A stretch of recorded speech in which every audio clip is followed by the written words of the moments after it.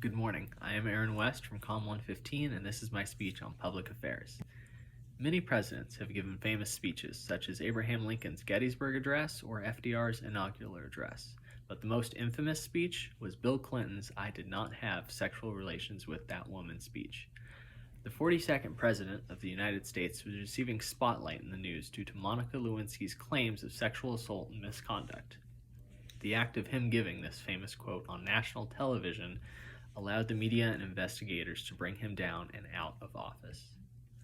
Before he had ran for president, there was a scandal he had with another woman, which he claimed wouldn't happen again. This acceptance of wrongdoing and promise to do better is what helped him get into office, and eventually the media hears about Monica's story, claiming he had broken that promise.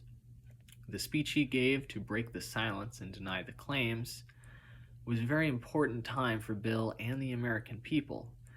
This was his chance to tell the truth or lie to the world.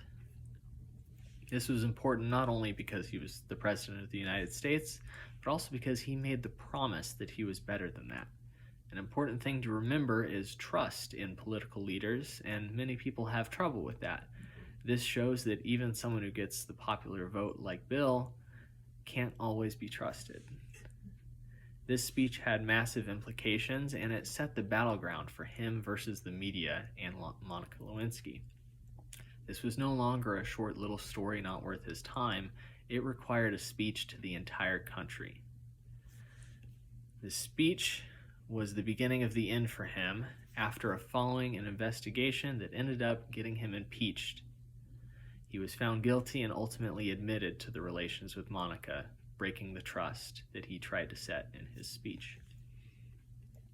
This quick speech from Bill Clinton was less than 100 words, set the tone for the rest of his presidential term.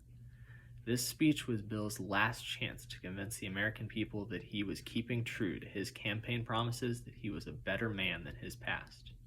And he failed. It was ultimately found that he did, in fact, have relations with Monica.